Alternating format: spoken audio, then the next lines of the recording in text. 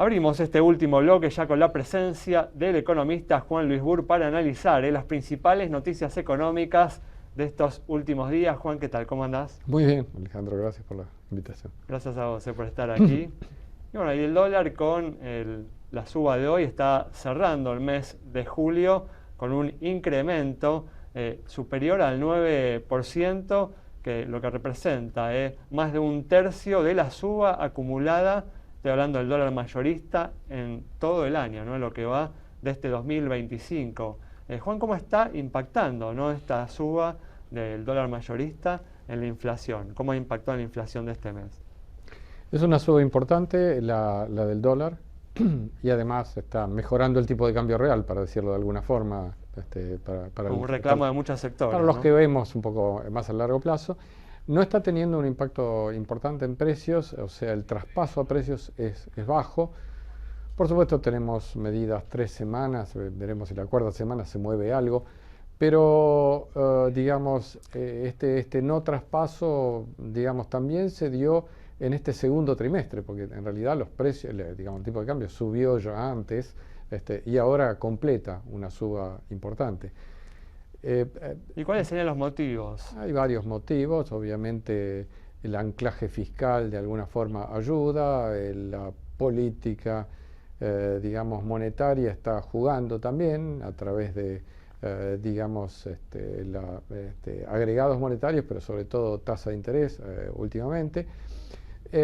Las expectativas y yo diría también la política salarial, porque la política salarial es lo que generaba cuando vos tenías una devaluación, tenías un impacto en precios rápido, en parte por la expectativa que había que inmediatamente se iba a trasladar. Bueno, ahora ya sabes que va a ser un poco más duro trasladarlo. Y el último punto, que lo menciono también, es el tema de la desaceleración de la actividad, que no es que eso te frene la inflación, pero te baja el traspaso inmediato a precios, ¿no? Es decir, por las dudas, esperas un poco. Veremos si el traspaso se produce más adelante, eso nunca se sabe, ¿no? Claro, tal cual. El gobierno de todas formas viene, ¿no?, interviniendo en las últimas semanas para intentar, ¿no?, evitar que el dólar se le escape, ¿no?, en esta previa electoral. Por ejemplo, entre otras cosas, interviniendo en el mercado para mantener, ¿no?, altas tasas de interés, de modo de tornar atractivas las colocaciones en pesos. ¿Cómo evalúas esta estrategia que está llevando adelante el gobierno? Estas son todas estrategias de muy corto plazo. Bueno, digamos, lo que tenés que plantearte ¿es esta una política de mediano o largo plazo? La respuesta es no, independientemente que seas mileísta de la primera hora, de la segunda o de la tercera hora. De eso no tenemos duda, Bueno, ¿no? ok. Dado eso, y dado que estás en fase 3, lo que tenés que preguntarte es cuándo llega la fase 4. Claro. Y después de la fase 4 si no va a haber una 5, porque el punto está en que si vos mirás la política económica, ha ido mutando en muchas cosas, ha ido modificando cosas y esas cosas terminan siendo modificadas nuevamente porque nunca se encuentra una política de mediano plazo sostenible. La pregunta es, en última instancia, vos podés decir, bueno, no me importan las reservas porque este año me sobran los dólares. Y la verdad es que eso es cierto. Digamos, vos recibiste 12.000 millones del fondo, vas a recibir 2.000 más, recibiste plata del Banco Interamericano de Desarrollo, y lo que tenés que pagar de aquí a fin de año es chaucho y palito en comparación con eso. Ahora, después del 2025, como decía Chauncey Gardiner Desde el Jardín, después del 2025 viene el 2026. Claro. Y después del 2026 viene el 2027. Y vos tenés que empezar a pagarle al fondo.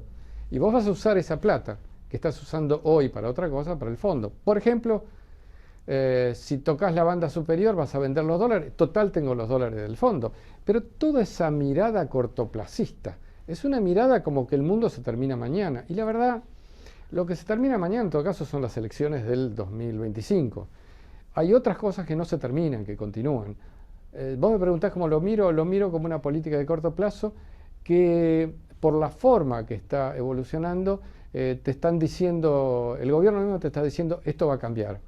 Lamentablemente, ¿no? O sea, va a cambiar pero no sé cómo, Bueno, todo eso genera un poco de incertidumbre, un poco de ruido. Bueno, uno imagina, ¿no?, que después de las elecciones se acomodarán las tasas de interés y se acomodará para arriba el dólar, ¿no? Bueno, Acá es una afirmación de Alejandro. Uno O sea, imagina, sí, no el afirmo. punto justamente es que si vos pensás en la incertidumbre que te lleva a tener un riesgo país de 700 puntos o lo que sea, desde el gobierno viene la indicación de que esto es la política solamente. Pero la respuesta que uno podría decir, bueno, mira, si es la política, vamos a saberlo muy rápido, si es la política. El problema es si no es la política, sino si es que yo tengo un programa sostenible. Bueno, es decir, eso es lo que tengo que dar para convencer a todos de que, bueno, que esta vez es diferente y que podemos tener confianza. Bueno, lo que sin duda va a suceder es si estos altos niveles de tasas de interés, ¿no? Con tasas reales, si uno mira, por ejemplo, la tasa Valdar, ¿no? La tasa mayorista de los plazos fijos, que estaba en estos días en torno al 33-34%, contra una inflación, ¿no? Que esperamos que en el próximo año esté por debajo del 24%, estamos hablando de tasas reales realmente elevadas que van a terminar impactando en la actividad económica.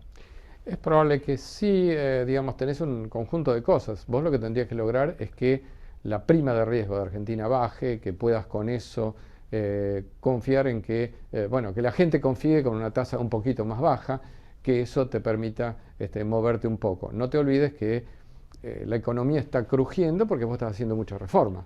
Y todo eso te desacelera un poco, así que hay que ser cuidadoso en toda la política económica. Bueno, por el lado positivo mencionaste, ¿no? Justamente el riesgo país con la aprobación, ¿no? Del staff del Fondo Monetario Internacional de la primera revisión del acuerdo con Argentina. Hubo, ¿no? Una retracción del riesgo país que se había acercado a los 800 puntos. En estos últimos días estuvo más cerca de los 700 puntos. Eso, bueno, es algo positivo. Es difícil igual lograr, ¿no? Profundizar la caída del riesgo país en este contexto político. El contexto político es complejo, pero yo te diría que es el contexto político y la fase 4, digamos, o la que sea, que viene, porque eso es lo que te tiene que convencer a vos. Por ejemplo, que el programa de reformas que anunciaste hasta aquí lo vas a poder implementar, que lo vas a implementar y lo vas a poder ir. Y además, ¿qué significan las reformas? Porque hasta ahora hemos hablado mucho de la reforma laboral, la reforma previsional, y la verdad, digamos, estamos en ayunas sobre el paquete mismo. Y tenemos el riesgo de que la oposición juegue de una forma complicada. Por ejemplo, dándote vuelta parte de las reformas que vos hiciste, que es lo que han estado haciendo en estos tiempos. O sea, tenés un escenario que es complejo, básicamente porque no jugás solo. Este no es un solitario, este es un juego en el que todos mueven y que tenés que lograr una baja, hablamos de riesgo país, una baja significativa del riesgo. No es cuestión de pasar de 700 a 650. No. Eso no te cambia el escenario. La cuestión es cuando llegás a 500 o a 400 y ese nivel es sostenible. Recordemos este punto. No se trata de bajar 100 puntos, 200 puntos y después volver a subir, sino verlo sostenible. Y eso requiere un programa, digamos, que haga confiar a todos. Y para cerrar en 40 segundos, ¿cuáles serían las claves esenciales de este programa? El programa requiere, por supuesto, que haya avance en las reformas pendientes, que esas reformas sean contundentes. No me vengas a hablar de hojarasca, háblame de cosas contundentes. Y además, poder sostener el equilibrio fiscal. No te olvides que ahora ha sido desafiado por la oposición. Entonces, lo que es el ancla central del programa, que es el ancla fiscal, bueno, debe ser contundente de aquí a fin de este periodo. Bueno, todo eso es lo que necesitamos saber que va a avanzar a partir de los próximos meses. Juan, muchas gracias. Gracias a vos. Cerramos entonces el programa de hoy con el detallado análisis del economista Juan Luis Burr sobre la compleja situación de la economía argentina y lo que tenemos por delante en estos próximos meses. Nos reencontramos el próximo miércoles a las 20:30 aquí en Metro.